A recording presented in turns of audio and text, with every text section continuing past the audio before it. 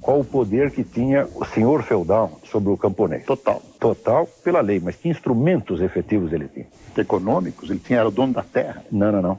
De jeito nenhum. A legislação previa tantos limites ao exercício desse poder que, na verdade, ele ficava reduzido a uma superioridade muito pequena. Agora, se você pegar um governante de hoje, o governante de hoje tem poder total sobre populações inteiras. O senhor feudal tinha menos poder, por certo. O senhor feudal não tinha quase poder nenhum se comparado com o governante atual. Ele tinha mais direitos por lei, mas não meios de exercer o poder. A confusão toda vem de que, geralmente, a nossa cultura tende a identificar a história jurídica como se ela fosse toda a história. Então, pela história jurídica, você vê que os direitos da população foram se ampliando. Mas se nós, em vez de atentarmos para a história jurídica, nós fizermos a história dos meios de poder, dos meios efetivos de poder, então o governante atual, ele é quase um deus. Feudalismo. A estrutura econômica, social, política e cultural baseada na posse da terra.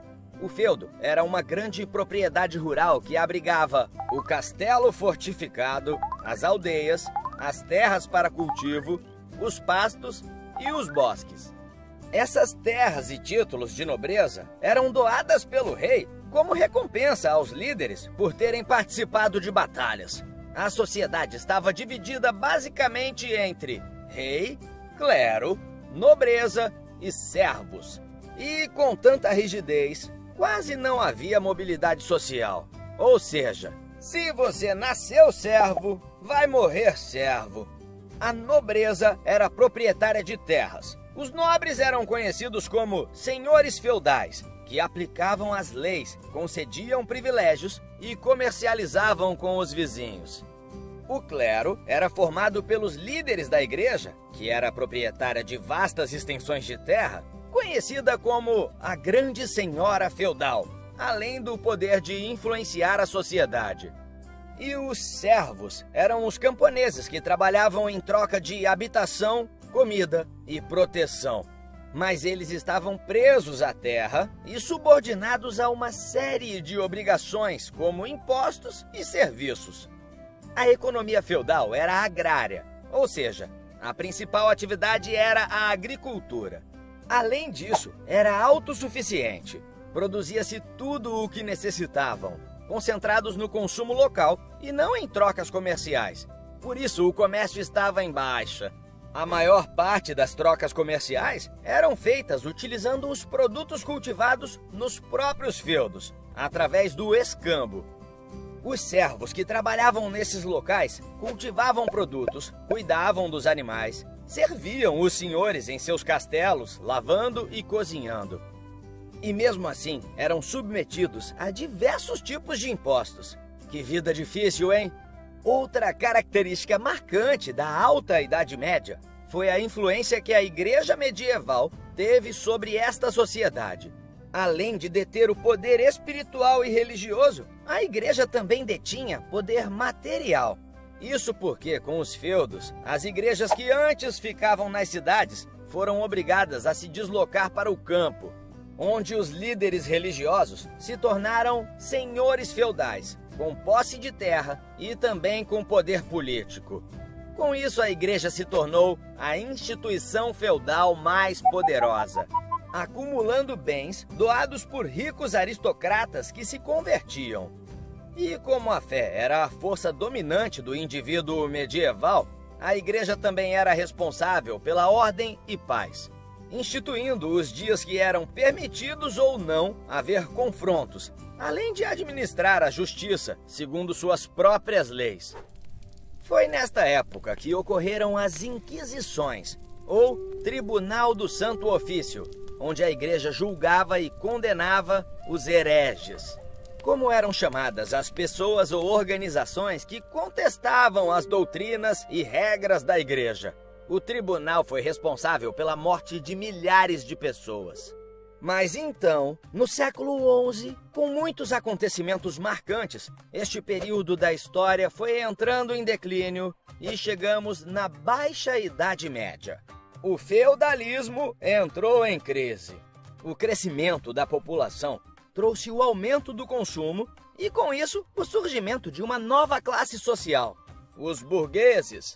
Essa galera eram os artesãos, mercadores, banqueiros e donos de comércio que habitavam nas antigas cidades medievais, os burgos. Por isso o nome. Com a população praticamente duplicada, os feudos não deram conta de suprir as necessidades das pessoas. E com tantos desabrigados e desempregados, o cenário urbano precisou ser reinventado.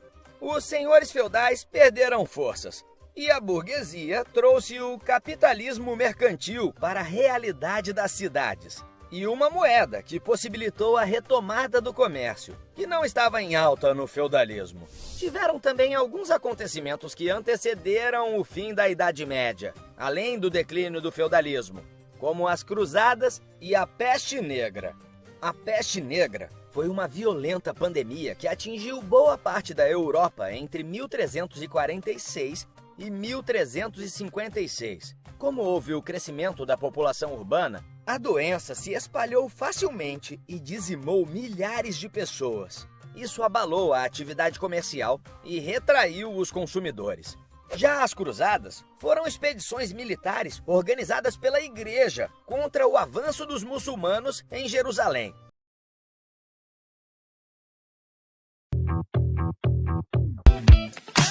Qual o poder que tinha o senhor feudal sobre o camponês? Total. Total pela lei, mas que instrumentos efetivos ele tinha? Econômicos, ele tinha, era o dono da terra. Não, de jeito nenhum. A legislação previa tantos limites ao exercício desse poder que, na verdade, ele ficava reduzido a uma superioridade muito pequena. Agora, se você pegar um governante de hoje, o governante de hoje tem poder total sobre populações inteiras. O senhor feudal tinha menos poder. Por certo, o senhor feudal não tinha quase poder nenhum se comparado com o governante atual. Ele tinha mais direitos por lei, mas não meios de exercer o poder. A confusão toda vem de que, geralmente, a nossa cultura tende a identificar a história jurídica como se ela fosse toda a história. Então, pela história jurídica, você vê que os direitos da população foram se ampliando. Mas se nós, em vez de atentarmos para a história jurídica, nós fizermos a história dos meios de poder, dos meios efetivos de poder, então o governante atual, ele é quase um deus. In this presentation, you'll learn all about feudalism. With the end of the Roman Empire throughout Europe, people's lives changed. New people moved into the lands once controlled by Rome, and different ideas and customs emerged. People formed small communities around a local chieftain or lord for safety and defence. Over time, a system of social, political and economic control emerged in Europe. This was called the feudal system. The feudal system was the name given to the way that society was organised into a hierarchy. A hierarchy is like a ranking of the most important to the least important. In society, it ranks the person that is the most important, with the most power at the top, through to the least important, with the least power at the bottom. So which of these people do you think had the most power? The king, in theory, was the most powerful, so he is at the top. He owned all the land, but he needed support to keep his power. He received that support from great lords, known as tenants-in-chief. He gave land titles to them. In exchange, they gave him their taxes and their support. The tenants-in-chief then gave their land to their tenants or lesser lords, such as knights. So the knights or lesser lords were given land from the tenants-in-chief, and in return the knights gave their support by fighting for the tenants-in-chief or the king. At the bottom of the hierarchy were the peasants. They were the least important. They were able to farm the land that belonged to their lord, who might be a tenant-in-chief or a lesser lord such as a knight. In exchange, the peasants had to give support and taxes to their lord. So a very important feature of the feudal system was the obligations and services that each class owed to each other. So basically, the obligation of the higher classes in the feudal system is to provide land and protection to the lower classes. In return, the higher classes can expect labour and military service from the lower classes. Why do you think this hierarchy for the feudal system is shaped like a triangle?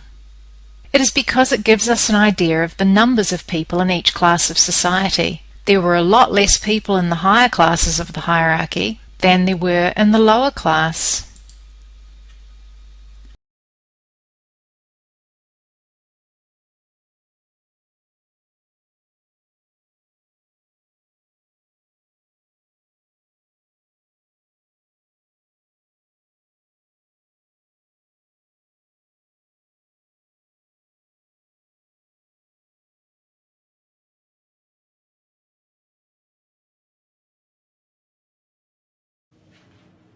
Não o procure por sua altura, porque Deus não vê como veem os homens. Quem é igual a ti, ó Senhor, dentre os deuses? Elim. The Lord said to me, Look not upon his height, for the Lord seeth not as men seeth. Quem é igual a ti, ó Senhor, dentre os deuses? Elim. Qualidades e significados de um Deus absoluto, o único Deus, a causa original, o todo,